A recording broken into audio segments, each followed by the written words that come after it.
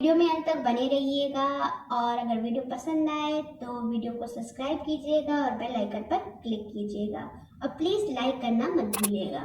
तो अब video start करते हैं। बात करती हूँ कि क्या एक हिंदू लड़का या लड़की एक मुस्लिम लड़का या लड़की से शादी कर सकते हैं। तो उसी के लिए जो स्पेशल मैरिज एक्ट 1954 बनाया गया है, ये आपके हिंदू मुस्लिम के विवाह से रिलेटेड एक्ट ही बनाया गया है। तो आप इसके अंदर तो आप शादी कर सकते हैं और कैसे कर सकते हैं और किन किन बातों का ध्यान रखना पड़ेगा वो मैं आपको बताऊंगी।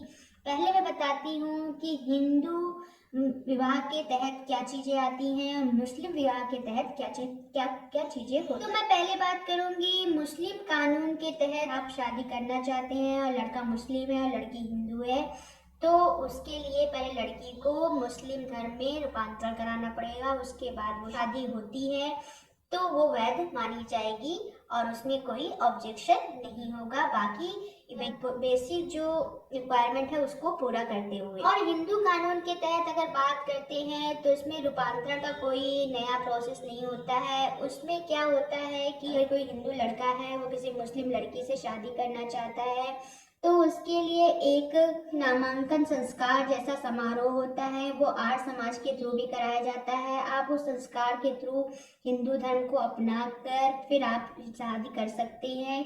मतलब हिंदू लड़का मुस्लिम लड़की का के साथ शादी कर सकता है। पहले मुस्लिम लड़की को या मुस्लिम लड़के को पहले हिंदू धर्म में अपना नामांकन कराना पड़ेगा, उसके बाद वो काम कर सकता है और इसके लिए आपके आर्य समाज के थ्रू ये सारे प्रोसेस भी हो जाते हैं। तो आप इस तरीके से हिंदू कानून के तहत शादी कर सकते हैं। विशेष विवाह अधिनियम 1954 क्या है, यानी कि स्पेशल मैरिज एक्ट 1954 क्यों बनाया गया है। इस एक्ट के थ्रू आपको कोई, चाहे वो हिंदू हो या मुस्लिम हो, आपको एक दूसरे के धर्म में रूपांतरण करने की आवश्यकता नहीं पड़ती है। आपको उसको कोर्ट मैरिज करनी पड़ेगी। कोर्ट मैरिज करने के सारे प्रोसेस को फॉलो करना पड़ेगा।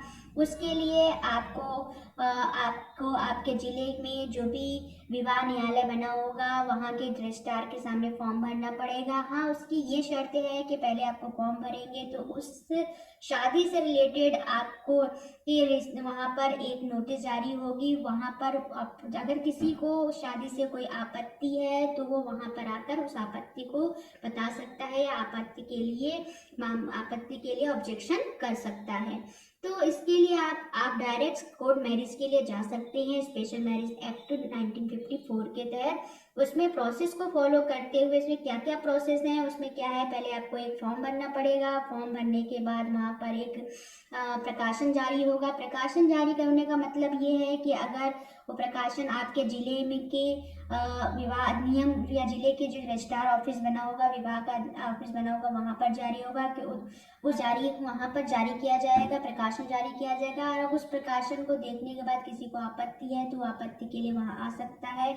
उस आपत्ति का डिसीजन आने के बाद ही, यानी किसी को ऑब्जेक्शन नहीं है, तब आपको किसी डेट पर दोनों पक्षों को बुलाया जाएगा। दोनों पक्षों के साथ उनकी सारे डॉक्यूमेंटेशन, निवास प्रमाण पत्र, आपका आई कार्ड, आपका बर्थ सर्टिफिकेट, जो भी बेसिक डॉक्यूमेंट्स हैं वो आपको लेके जाने पड़ेंगे और 2 गवाह और उनके आईडी वो भी आपको लेके वहाँ जाने पड़ेंगे। और उसके बाद आपकी कोर्ट मैरिज 1954 जो सेक्शन बनाया गया स्पेशल मैरिज एक्ट के तहत वहाँ पर हो जाएगा बिना एक दूसरे के धर्म में चेंज हुए।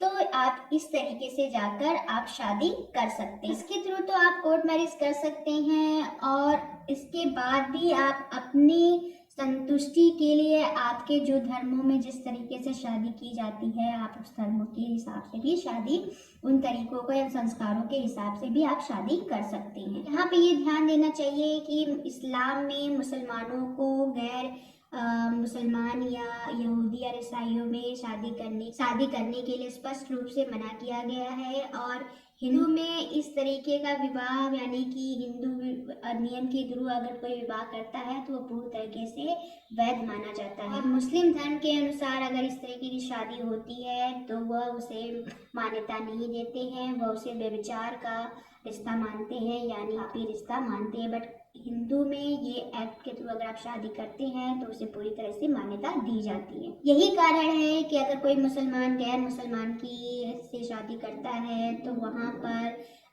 मुस्लिम धर्म को अपनाने का रूपांतरण का नियम लागू किया जाता है। इन्हीं चक्करों की वजह से बहुत सारे कपल शादी नहीं कर पाते हैं, क्योंकि उनके यहाँ मुस्लिम धर्म में उसको मान्यता नहीं दी जाती है, इसलिए उनका रूपांतरण कराया जाता है।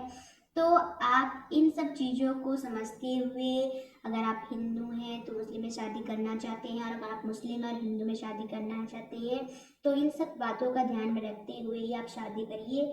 और हाँ, एक चीज़ और बताना चाहूँगी कि अगर आप यूपी के हैं और आपका लड़का मुस्लिम है और किसी हिंदू लड़की से शादी करना चाहता है तो वो गैर जबरदस्ती या दबाव में रूपांतरण करा के वो शादी नहीं कर सकता है। उसके लिए सरकार ने अध्यादेश कानून लागू किया था। उसके तहत अगर वो पाया जाता है कि लड़की को जबरदस्ती धमका के या बहला फुसला कर जबरदस्ती उसका रूपांतरण कराया गया तो उसे 10 साल तक की सजा भी हो सकती है।